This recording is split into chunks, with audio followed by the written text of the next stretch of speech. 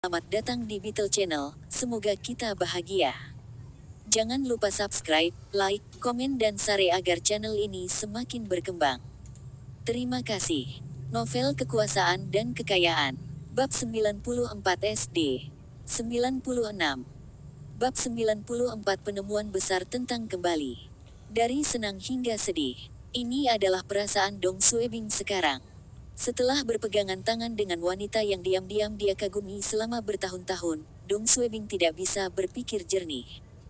Dia menghabiskan seluruh hari Minggu pemasaran dengan Bibi Suan, menemaninya makan, menonton film, Selain pergi ke toilet dan tidur, keduanya menghabiskan waktu bersama.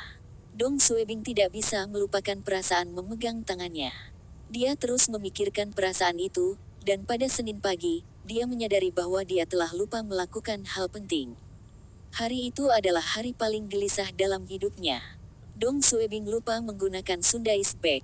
Dong Suebing masih belum sepenuhnya memahami kekuatannya kembali. Sejak dia mendapatkan kekuatan ini dari kecelakaan, dia hanya tahu bahwa kembali ini dapat mengembalikan waktu ke 1 menit yang lalu dan dia memiliki satu kesempatan untuk menggunakannya setiap hari. Setelah dia mendapatkan kekuatan ini, dia mempertahankan prinsip menggunakan kekuatan setiap hari.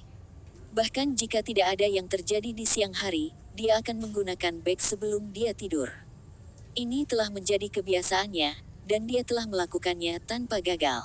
Dong Suebing juga tidak memikirkan apa yang akan terjadi jika dia melewatkan menggunakan kekuatannya selama sehari, dan dia juga tidak berani mencoba. Dia telah mendapat manfaat dari kekuatannya, dan tidak mungkin dia bisa melakukannya tanpanya. Bagaimana jika kondisi kekuatannya harus ia gunakan setiap hari? Jika dia melewatkan 1 hari, kekuatannya akan hilang. Gelisah, dan gugup. Kembali. Anda tidak harus meninggalkan saya. Aku masih harus bergantung padamu untuk kebahagiaan masa depanku. Xiaobing, kenapa kamu linglung pagi-pagi begini? Apa yang salah? Aku hanya sedang memikirkan sesuatu. Semuanya baik. Ketika Dong Suebing sadar kembali, dia melihat Bibi Suan berlutut di depan sofa, membantunya mengikat tali sepatunya. Dong Suebing segera membungkuk untuk menghentikannya. Berhenti. Saya bisa mengikat tali saya sendiri. Leher dan punggung Anda tidak baik, dan Anda mungkin melukai diri sendiri. Aku tidak terlalu lemah. Ku Yun Suan mengikat tali sepatunya untuknya dan berdiri untuk meluruskan dasinya untuknya. Baik, Anda tampak hebat hari ini. Sudah waktunya bagimu untuk pergi bekerja. Dong Suebing mengangguk. Kamu juga harus pergi lebih awal. Anda mungkin terjebak dalam kemacetan lalu lintas jika Anda terlambat. Baik, jika saya tidak bekerja lembur hari ini, saya akan menyiapkan makan malam dan menunggu Anda. Setelah Dong Suebing turun, jauh dari pandangan Ku Yun Suan, wajahnya yang tersenyum digantikan oleh ekspresi sedih. Dia benar-benar ingin mencoba kembali untuk melihat apakah kekuatannya masih ada. Tetapi setelah memikirkannya sebentar, dia memutuskan untuk meninggalkannya untuk saat ini karena dia masih tidak tahu apa yang akan terjadi di tempat kerja. Bagaimana jika dia mengatakan hal yang salah lagi? Jadi, Dong Suebing menahan keinginan untuk mencoba kekuatannya sampai dia selesai bekerja. Jika beberapa kecelakaan terjadi selama bekerja, dia masih bisa menguji kekuatannya. 1 jam, 3 jam, 5 jam. Segera, sudah waktunya untuk pulang kerja. Dong Suebing tidak melakukan kesalahan di tempat kerja. Dong Suebing membawa tasnya dan berjalan keluar dari biro cabang. Dia memutuskan untuk segera menggunakan bag. Silahkan. Jangan biarkan kembali menghilang. Kepala Dong, kamu akan kembali. Seorang gadis dari Departemen Urusan Umum tersenyum dan menyapanya. Dong Suebing mengangguk dan menjawab, "Iya. Selamat tinggal. Aku akan bergerak dulu." Gadis itu tersenyum dan berjalan ke arah lain. Dong Suebing ingat bahwa nama keluarga gadis ini adalah Guo. Setelah gadis ini berjalan melewatinya, dia menarik napas dalam-dalam dan berkata, "Kembali." Diam-diam. Adegan berubah. Anggota staf itu sedang berjalan menuju Dong Suebing. "Kepala Dong, kamu akan kembali." "Iya. Selamat tinggal. Aku akan bergerak dulu." Itu persis 60 detik sebelumnya. Waktu telah kembali ke 1 menit yang lalu. Dong Suebing berkeringat karena kegugupannya. Dia takut kekuatannya akan hilang. Sekarang, dia merasa lega. Semua kekhawatiran itu hilang. Dia bersorak dan berjalan menuju halte bus sambil tersenyum. Dia berdiri di halte bus untuk menunggu busnya dan berpikir dalam hati. Karena Beck tidak terpengaruh karena hilang 1 hari, maka dia tidak perlu khawatir lupa untuk menyia-nyiakan kekuatannya sebelum tengah malam. Oh, itu tidak dianggap pemborosan. Itu harus disebut berlatih. Jika dia tidak berlatih dan bereksperimen dengan kekuatannya, dia tidak akan begitu akrab dengannya. Misalnya, jika dia menggunakan bag saat berjalan, dia akan tersandung dan jatuh di masa lalu. Tapi sekarang, dia masih bisa berjalan normal setelah dia kembali ke 1 menit sebelumnya. Dia telah berlatih gerakan ini puluhan kali. Mendesis. Itu adalah suara bas yang pecah saat memasuki halte bus. Seorang wanita, yang bertugas menjaga ketertiban, mengibarkan bendera merah kecil.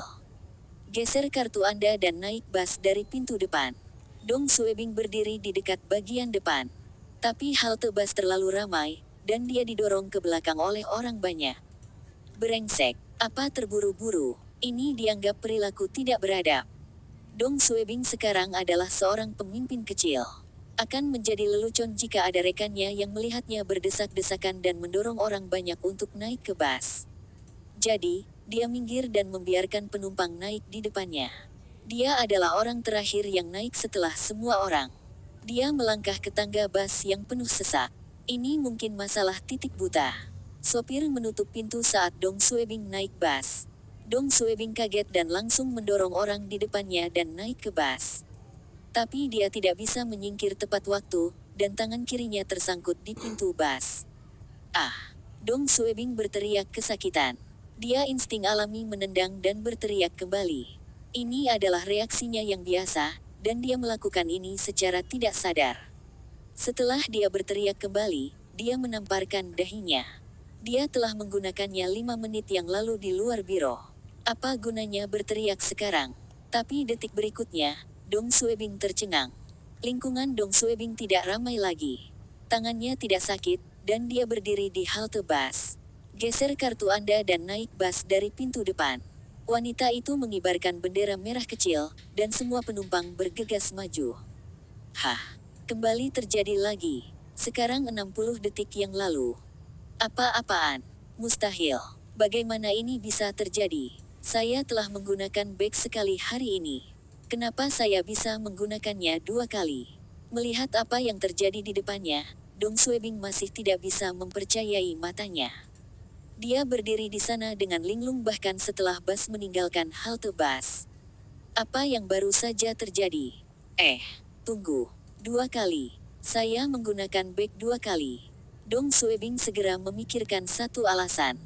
Mungkinkah bag hari Minggu tidak hilang dan terakumulasi menjadi hari Senin? Brengsek, jangan bilang bag bisa diakumulasi.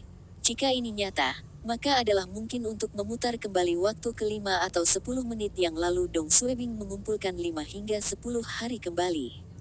Babak 95 perjudian batu. Dong Suebing, yang telah menemukan kemampuan untuk mengakumulasi pengaturan waktu bagnya, terkejut dan terkejut. Dia tidak yakin apakah dia benar. Bisakah bag hanya diakumulasikan hanya untuk 1 hari? Jika dia terus mengumpulkan bagnya, apakah dia bisa menggunakannya beberapa kali berturut-turut? Dong Suebing merasa dia harus bereksperimen dengannya. Dengan cara ini, dia akan dapat menggunakan bag secara maksimal.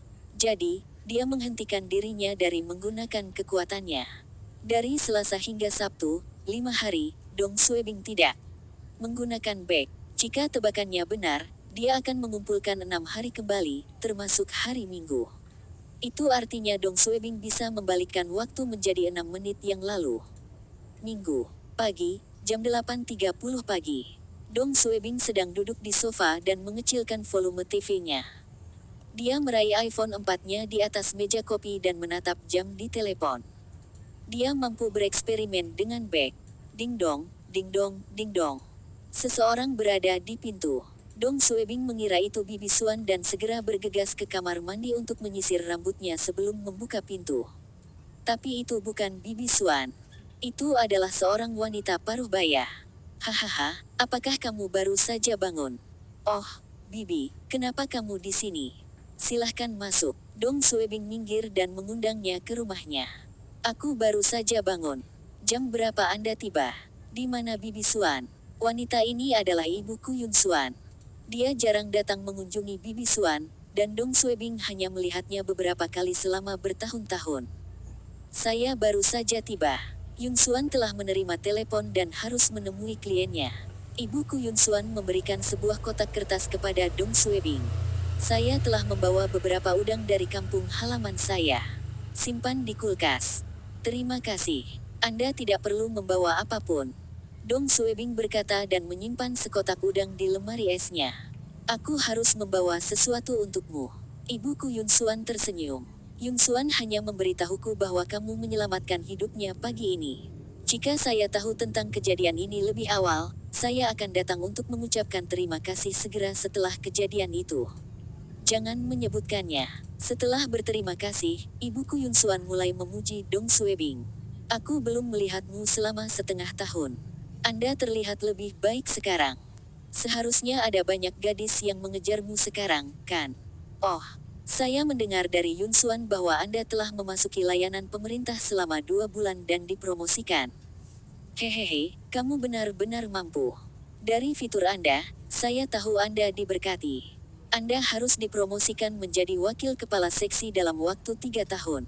Ibumu akan bangga padamu. Dong Suebing merasa malu dan menjawab dengan rendah hati. Cincin, cincin, cincin. Telepon ibuku Yun Suan berdering. Dia menggunakan smartphone berwarna pink. Halo, siapa ini? Oh, Kak, kamu melihatku. Hohoho, iya. Saya sekarang di rumah Xiao Bing. Tentu, aku akan mampir ke rumahmu nanti, Kak. Suaramu terdengar lebih manis dari sebelumnya, kamu harus lebih cantik sejak terakhir kali aku melihatmu. Tidak. Mustahil. Anda terlihat sama seperti 30 tahun yang lalu.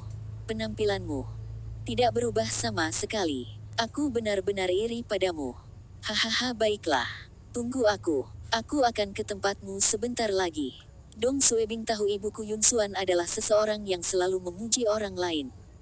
Dia memiliki lidah yang manis. Dia akan memuji siapapun yang dia temui.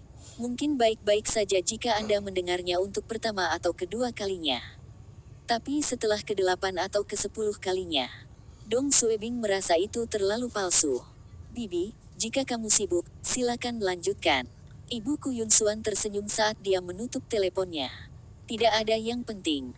Nyonya Zhou dari lantai 2 meminta saya untuk mampir ke rumahnya untuk mengobrol. Oh, apakah kamu ingin minum teh? Apakah Anda lebih suka teh bunga atau teh merah? Hahaha, Xiao Bing, kita lebih masuk akal sekarang. Jangan repot-repot, saya akan segera pergi. Ah, aku ingin menanyakan sesuatu padamu. Apa itu? Ibuku Yun Suan merendahkan suaranya dan bertanya, saya telah bertanya kepada Yun Suan, tetapi dia menolak untuk memberi tahu saya. Apakah dia berkencan dengan seseorang sekarang? Dong Suebing melompat sedikit dan menjawab, kurasa tidak. Lalu apakah ada orang yang mengejarnya? Berapa banyak yang telah Anda temui? Bagaimana penampilan mereka? Apakah mereka kaya? Brengsek, akulah yang mengejar putrimu. Bagaimana saya harus menjawab Anda? Dong Suebing berdeham, pasti ada pria yang mengejar Bibi Suan. Tapi saya tidak yakin apakah mereka kaya atau tidak. Apakah Anda berbicara tentang gaji atau pekerjaan mereka? Akan lebih baik jika pria itu berasal dari keluarga kaya dan orang tuanya harus menjadi semacam bos besar. Saya tidak berpikir ada orang seperti itu. Ibuku Yun Suan menggerutu, dia sudah sangat tua dan dia masih tidak khawatir tentang masa depannya. Dia hanya bekerja setiap hari. Xiao Bing, menurutmu berapa lama dia akan menabung cukup untuk mendirikan perusahaannya sendiri dengan gajinya yang menyedihkan? Dia masih bersikeras menunggu di bawah dia memiliki karirnya sendiri sebelum dia mempertimbangkan berkencan dengan siapapun. Dia mungkin harus menunggu selama bertahun-tahun. Saya benar-benar berharap dia akan bergegas dan menikah dengan keluarga kaya. Dengan cara ini, dia akan dapat mengatur keluarganya sendiri, dan pada saat yang sama, dia akan memiliki perusahaannya sendiri. Bukankah ini ide yang bagus? Dong Suebing menggumamkan jawaban. Baik. Aku harus pergi. Aku akan mengunjungimu di lain hari. Ibuku Yun Suan berdiri. Xiao Bing, bantu aku berbicara dengan Yun Suan. Jika Anda mengenal pria yang memiliki penampilan yang dapat diterima dan keluarga kaya, beritahu saya. Baik, hati-hati di jalan keluar. Setelah ibu Ku Yun Suan pergi, Dong Suebing duduk di sofa. Dia tidak menyalahkan Ku Yun Suan karena sombong. Semua orang tua menginginkan yang terbaik untuk anaknya. Mereka semua ingin anak perempuan mereka menikah dengan seseorang yang bisa merawat mereka secara finansial. Bibi Suan sangat cantik dan lembut, dan persyaratan untuk pasangannya harus lebih tinggi. Dong Suebing tahu ibu Ku Yun Suan pasti akan memandang rendah dia jika dia ingin menjadi pacar Ku Yun Suan kecuali dia bisa mengambil 1 juta RMB untuknya untuk mendirikan sebuah perusahaan. Itu mungkin juga menutupi fakta bahwa dia jauh lebih muda dari Ku Yun Suan dan mendapatkan persetujuan ibunya. Dong Suebing mengambil iPhone 4-nya lagi untuk bereksperimen dengan kekuatannya. Tapi dia memegang telepon di tangannya dan tidak mengucapkan kata ajaib kembali. Ia lalu meletakkan ponselnya. Akan sia-sia jika eksperimen ini berhasil. Ini 6 menit. Dia bisa melakukan banyak hal dengan 6 menit. Dong Suebing mondar-mandir di ruang tamunya dengan tangan di belakang. Dia sedang memikirkan bagaimana dia bisa mendapatkan 1 juta RMB. Dia memikirkan apa yang dikatakan ibu Ku Yun Suan. Dong Suebing tiba-tiba berhenti. Dia punya ide yang berani. Waktu tidak menunggu siapapun, dan tidak mudah menunggu selama 6 hari. Ini adalah kesempatan langka, dan dia harus menggunakan kembali yang dia tabung, untuk menghasilkan uang. Jika dia berhasil, dia akan dapat menghasilkan banyak uang. Jika dia tidak berhasil, dia akan kehilangan paling banyak 220.000 RMB. Itu benar. Dia harus bertaruh. Tapi apa yang harus dia lakukan? 6 menit, 6 menit, 6 menit, Dong Suebing tiba-tiba menjadi cerah. Jika saya punya cukup waktu, mengapa tidak bermain judi batu? Jika back telah terakumulasi menjadi 6 menit, maka dia pasti akan memenangkan pertaruhan ini. Babak 96 perjudian kristal. Saat itu pukul 9.20 pagi. Dong Suebing mengeluarkan tas selempangnya, yang berisi 110.000 RMB dari penjualan buku antik, dari lemarinya. Setelah itu, ia pergi ke bank ICBC di seberang jalan dari rumahnya. Ini adalah cabang kecil, dan pemberitahuan 1 hari diperlukan untuk penarikan lebih dari 50.000 RMB. Dong Suebing yang tadinya ingin menarik 100.000 RMB dari rekeningnya, malas pergi ke cabang lain. Jadi, dia hanya menarik 50.000 RMB. 160.000 RMB seharusnya cukup. Dia menarik kerah jaketnya dan berjalan ke jalan untuk menandai taksi. Dia langsung pergi ke toko-toko di luar Panjiayuan. Banyak toko yang menjual batu mentah di sana. Bos, apakah Anda memiliki batu giok yang belum diproses? Tidak, kami hanya menjual produk jadi di sini. Anda dapat mencoba toko lain. Permisi, bisakah saya bertaruh batu atau batu giok di sini? Oh, kami tidak punya ini. Apakah Anda tahu di mana saya bisa berjudi batu? Judi batu. Tidak banyak tempat seperti itu di Panjiayuan. Jika Anda tertarik, Anda bisa pergi ke distrik Haidian atau Chaoyang. Setiap akhir pekan, ada lelang untuk batu yang belum diproses. Harganya masuk akal, dan kualitas batunya lebih tinggi. Dong Suebing juga tahu tentang lelang di pasar barang antik Haidian. Namun tata cara di sana adalah membayar batu terlebih dahulu sebelum dipotong. Dibutuhkan terlalu banyak waktu. 6 menitnya bahkan tidak cukup untuk menawar batu. Inilah mengapa Dong Suebing menargetkan toko-toko kecil itu. Dong Suebing terus berjalan di sekitar Panjiayuan. Tiba-tiba terdengar suara mesin pemotong batu dari kejauhan. Mata Dong Suebing melebar.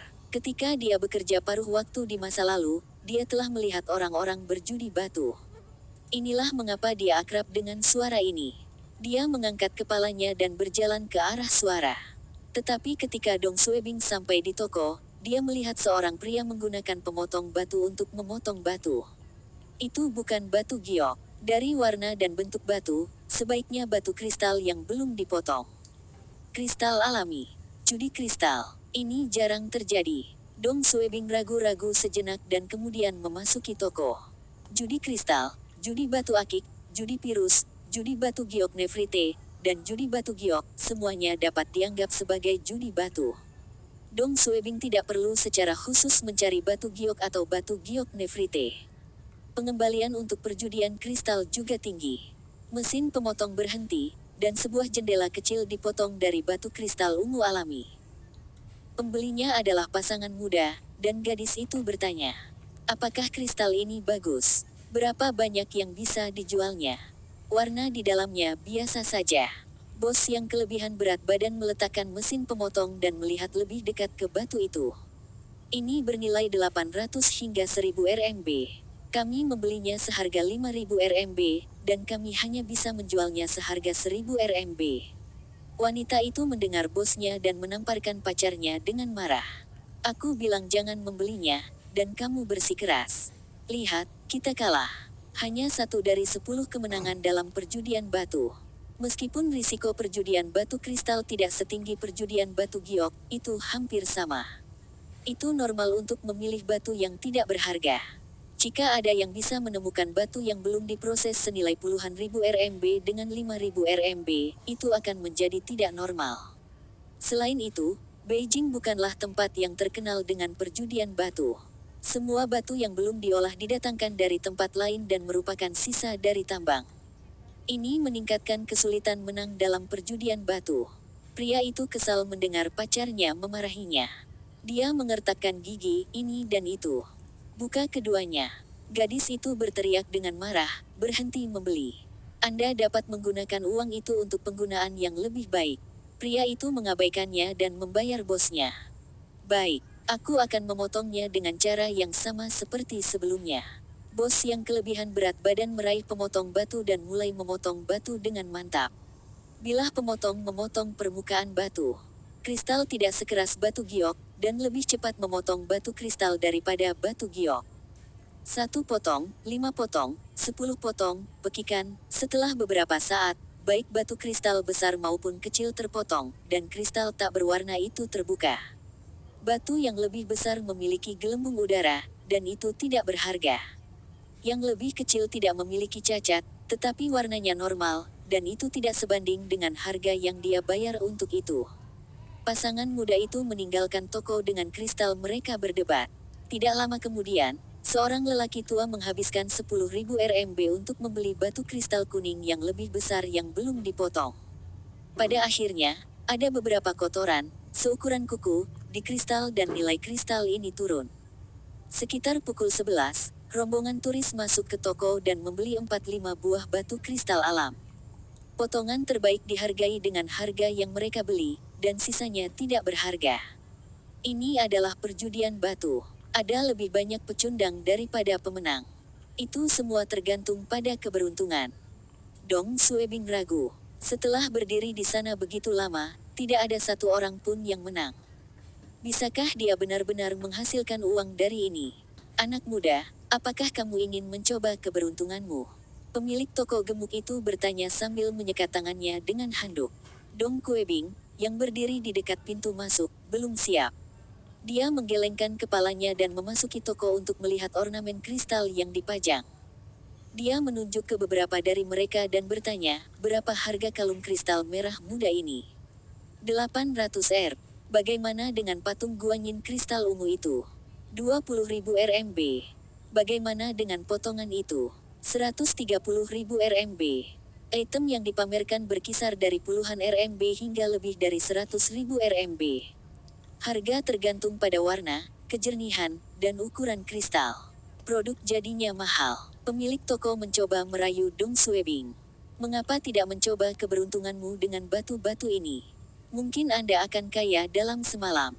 Dong Suebing hanya tersenyum dan berpikir sendiri. Dia mungkin juga bangkrut dalam semalam. Setelah makan siang, Dong Suebing kembali ke toko dan menghabiskan 1 jam berdiri di sana menonton dan belajar.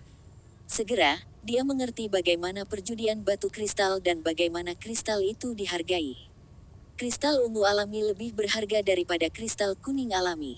Kristal kuning alami lebih berharga daripada kristal tidak berwarna. Semakin gelap warnanya, semakin mahal kristalnya.